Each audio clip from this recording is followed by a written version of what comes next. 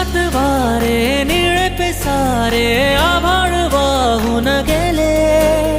तुझ्यात मी अन माझ्यात तू, कसे दोघात जग हे